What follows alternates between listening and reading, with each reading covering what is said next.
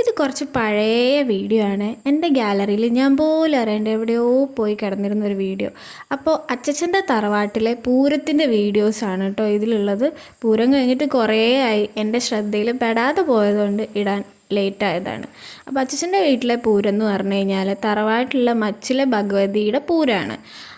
ആ ഭഗവതിയുടെ അവിടുന്ന് പോകുന്ന വേല ആണ് ആദ്യം പ്ലാപ്പറ്റയുള്ള നാലിശ്ശേരി ഭഗവതിക്കാവിൽ കയറുക. ആ വേല കയറിയതിന് ശേഷം മാത്രമേ ആ ദേശത്തുള്ള ബാക്കി എല്ലാ വേലകളും കയറുള്ളൂ. ഇപ്പം കാണിച്ചതെല്ലാം തറവാടിൻ്റെ ഓരോ ഭാഗങ്ങളാണ് കേട്ടോ. ഇതിനെന്തായിരുന്നു പറയുക? പത്തായമൊക്കെയുള്ള പണ്ടത്തെ തറവാടാണ്. അപ്പം നമ്മൾ തറവാടിൻ്റെ ഉള്ളിലിരുന്നിട്ട് പുറത്ത് നടക്കുന്ന പൂരവും എല്ലാം കാണുകയാണ് ചെയ്യുക. ഇത് നമ്മളോട് വിശേഷം പറയാൻ വന്ന തറവാട്ടിലെ മൂത്തൊരാളാണ്. പിന്നെ പൂതനും തറയും എല്ലാം ഉണ്ടാവും. പൂതനും തറയും വന്ന് ഭഗവതിയുടെ മുന്നിൽ നമസ്കരിച്ച് അവർ കുറച്ച് നേരം കളിച്ചിട്ട് പോകും. ഇതാണ് അവിടുത്തെ കുളം. എപ്പോഴും നല്ല അടിപൊളിയായിട്ടിരിക്കുന്നൊരു കുളമാണ് കേട്ടോ ഇത്. പിന്നെ അവിടെ എല്ലാവർക്കും വരുന്നവർക്ക് സദ്യ ഉണ്ടാവും.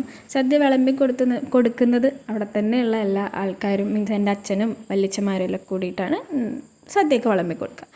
അത് കഴിയുമ്പോഴേക്കും അവിടെ മേളം ഉണ്ടാവും. പിന്നെ അതുപോലെ തന്നെ ഇതല്ലാതെ ഞാൻ വേറെ പൂരങ്ങളൊന്നും കാണാത്തൊരു സംഭവമാണ് പാനകളി എന്ന് പറഞ്ഞിട്ടുള്ളത്. ഈ കെട്ടിയിട്ടുള്ള ഈ സംഭവത്തിൻ്റെ ചുറ്റും പാനകളി എന്ന് പറഞ്ഞിട്ടുള്ളൊരു സംഭവം ഉണ്ടാവാറുണ്ട്.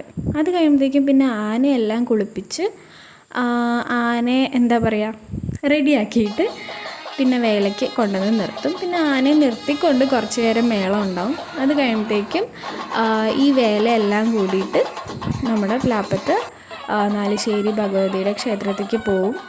കാരണം ഈ വേല കയറി കഴിഞ്ഞാൽ ബാക്കിയുള്ള ദേശവേലകൾക്ക് കയറാൻ പറ്റുള്ളൂ. അത്രയേ ഉള്ളൂ. അപ്പോൾ ശരി, ടാറ്റാ.